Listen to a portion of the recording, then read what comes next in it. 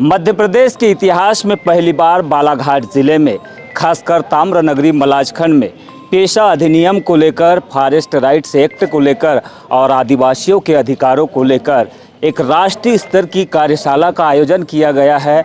और यह copper club में आयोजन चल रहा है, जिसमें 12 राज्यों के आदिवासियों के और गैर आदिवासियों के भी कुछ प्रतिनिधि शामिल हुए हैं।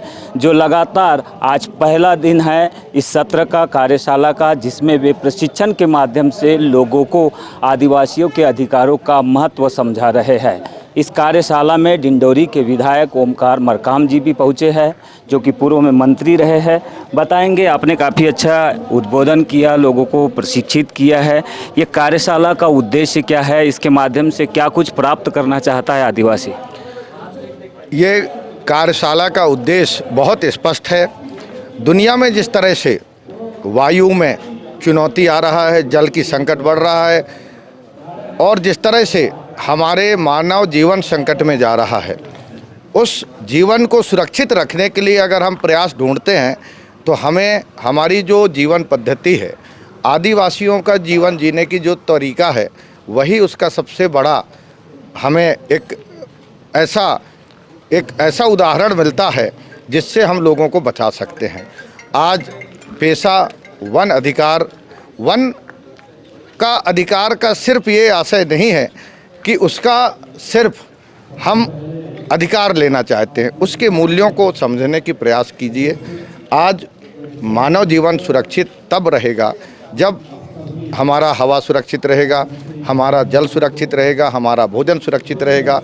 तो ये जो विषय है, इसके लिए बहुत बृहद स्तर में आज जिस तरह से आप देख रहे हैं कि वनों का जिस तरह से आज दोहन हो रहा है, हमारे जो लोग हैं, जो परंपरागत हमारे उसको समझने की जो शक्ति रखते हैं, उसको दूर किया जा रहा है, उनको अधिकार नहीं दिया जा रहा है। इन सब चीज़ों में गहन चर्चा और हमारे जो बड़े बड़े बहुत ही विद्वान लोग आए हैं वो कर रहे हैं। ट्राइबल क्षेत्र में मैं लगातार रिपोर्टिंग कर रहा हूँ, देख रहा हूँ कि गवर्नमेंट ने जो है पेशा के नियम तो बनाए हैं, लेकिन धरातल पर जो है खासकर ट्राइबल क्षेत्र में जो अधिसूचित इलाके हैं, उनमें उसका क्रियान्वयन अभी तक प्रभावी ढंग से समझ में नहीं आ रहा है। इसकी क्या वजह आप मान रहे हैं, आप क्या सोच रहे हैं इसको लेकर? देखिए, इसका मुख्य कारण ये है कि सच्चाई को लोग स्वीकार नहीं कर रहे हैं। मैं आपको बताना चाहता हूँ, चाहे हमारा पेशा हो, चाहे हमारा वन अधिकार अधिनियम हो, और एक मैं माननीय प्रधानमंत्री जी के वक्तव्य की बात कर रहा हूं।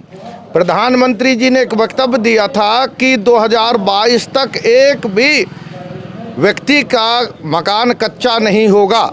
ये प्रधानमंत्री जी के वक्तव्य थे और इसके लिए प्रधानमंत्री जी ने कहा था कि मैं सांस नहीं लूँगा। आज प्रधानमंत्री जी बालाघाट में सर्वे कराने के कितने मकान कच्चे हैं। प्रधानमंत्री जी बोले थे कि 2022 तक टूटी खोलोगे और जल पहुंचेगा।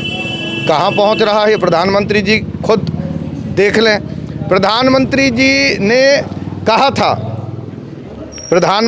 कहा था कि 2 करोड़ लोगों को हम नौकरी देंगे। बालाघाट में ही अभी आवेदन ओपन आप ले लीजिए, कितने लोग मिल जाएंगे। तो सच्चाई ये है कि देश के प्रधानमंत्री जी और राज्य के मुख्यमंत्री जी सच्चाई को स्वीकार नहीं कर रहे हैं। ये कोई राजनीतिक लड़ाई नहीं है।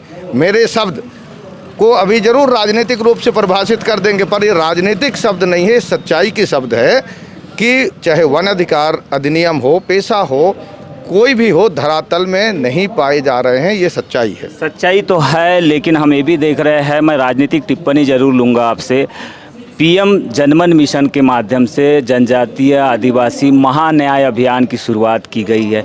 जनमन मिशन के माध्यम से ऐसे पीबीटीजी जो कि 75 जिनकी जनसंख्या है पूरे देश में, इन तक पहुंचने की बात की जा रही है, घर आवास। इसको आप कहां देख रहे हैं? क्योंकि बालाघाट में भी बृहद स्तर पर प्रशासन हो चाहे शासन के लोग हो, लगातार बात कर रहे हैं। प्रधानमंत्री जी से मैं पूछना चाहूँगा कि आदिवासी उपयोजना जो चलता था उसको आपने क्यों बंद किया? आदिवासी उपयोजना जब चलता था तो बालाघाट में ही परियोजना के माध्यम से धनराशि आती थी, उपयोजना के माध्यम से विकास कार्यों को आगे बढ़ाया जाता था। भारत के प्रधानमंत्री जी इसकी जवाब दें कि आपने उपयोजना बंद कर दिया था। 10 सालों के बाद आप जन मन की बात कर रहे हैं। प्रधानमंत्री जी, भारत के संविधान में स्पष्ट है कि जो आपकी टोटल कंट्री की बजट होगी, हमारी पॉपुलेशन के आधार पर वो परसेंट आपको हमारे मूलभूत आवश्यकताओं के लिए सुरक्षित करना पड़ेगा। संविधान के अनुच्छेद 275(1) के तहत ये प्रावधान स्पष्ट है। आप जरा हमें बताएं कि आपने अगर 48 लाख करोड़ का भारत सरकार का बजट है, तो 3.5 लाख करोड़ की जो हमारी जो अधिकार है भारत सरकार में, मध्य प्रदेश सरकार में 22% हमारी पॉपुलेशन है। अगर 3.5 लाख करोड़ की बजट है, तो हमारा सीधे सीधे 85,000 करोड़ का जो प्रावधान होना चाहिए वो कहाँ है? मैं भी मिनिस्टर था, मैं उस समय मैंने ये पूरी प्रोविज़न को ला करके मैंने इसकी कार्रवाई तेज किया था। आज वो कहाँ है? जनमन के नाम से प्रधानमंत्री जी अपनी वाहवाही लूटना चाहते हैं। प्रधानमंत्री जी, जनता समझदार हैं। आप जो भी धनराशि दे रहे हैं, इस देश की जनता की पैसा है। और आज जो हमारे गांव में आज भी जो चुनौतियां हैं वो चुनौतियां आज भी विकराल रूप धारण करते जा रहे हैं। अब प्रधानमंत्री जी जनमन की बात कर रहे हैं।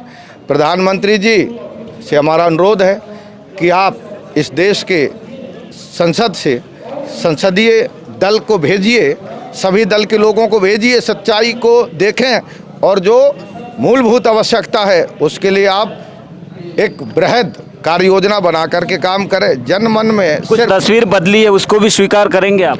देखिए, मेरा सीधा कहना है, प्रधानमंत्री जी ने एक तस्वीर जरूर बदल दिया है। हमारे जो नियमित भर्तियां होती थी उसको आउटसोर्स में डाल दिया, रेलवे में आउटसोर्स, पोर्ट में आउटसोर्स। तो ये तस्वीर जो बदल रहा है, ये पूंजीपतियों की तस्वीर बदल रहा है। धरातल में लोग आज भी सच्चाई के लिए संघर्ष कर रहे हैं। मनोज कोल्हे जी, एक सवाल आपसे लेना चाहूँगा। न्याय का कॉन्सेप्ट है, न्याय की संकल्पना प्रधानमंत्री जी बोल रहे हैं। कॉन्सेप्ट का मतलब ही यही है कि किसी के साथ अन्याय हुआ है तभी न्याय की बात की जा रही है। आप इसको कैसा समझाने की कोशिश करेंगे? सबसे बड़ी बात तो यही है कि प्रधानमंत्री जी ये बोल जरूर रहे हैं, लेकिन कभी उन्होंने न्याय नहीं किया है। एक का हक मार के आप अपना नाम बदल के दूसरे को जो कह रहे हैं, आपने जनमन की अभी बात कही है। देखिए, संवैधानिक व्यवस्था के अनुसार से टीएसपी का एक बजट होता है जो ट्राइबल पॉपुलेशन के लिए निर्धारित है, जिसमें संविधान में प्रावधान है। आप रेगुलर बेस पे देते, अपने आप विकास होता। आपने उसको 10 साल से बंद किया हुआ है और आप उसका नाम बदल के आप दूसरे को देने की आप कोशिश कर रहे हैं। और वो मकसद सिर्फ एक चुनावी एजेंडे के रूप में आप करने की कोशिश कर रहे हैं। आप पूरे इन 10 सालों में देखिए, आपका मानने का मतलब है कि जो टीएसपी है उसको बदलकर ही ये पीएम जनमन वाला कॉन्सेप्ट लाया गया है? सब नहीं, टीएसपी का बजट आप दे कहाँ रहे हैं बराबर? अच्छा, उसको रोक कर इसको इम्प्लीमेंट किया जा रहा है? ये कर रहे हैं। हम कह रहे हैं रेगुलर बेस पे दीजिए।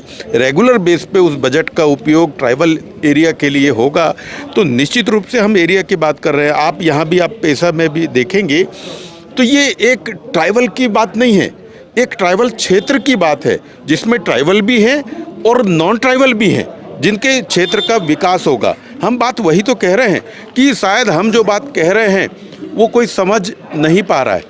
तो ये अधिकारों की बात है और अधिकारों के लिए लंबा संघर्ष करना पड़ता है, यही कुछ इस कार्यशाला का उद्देश्य है। हालांकि ये संघर्ष कब तक चलेगा यह तो वक्त ही बताएगा। बीजीटी मीडिया के लिए मलाजखंड से यमलेश बंजारी।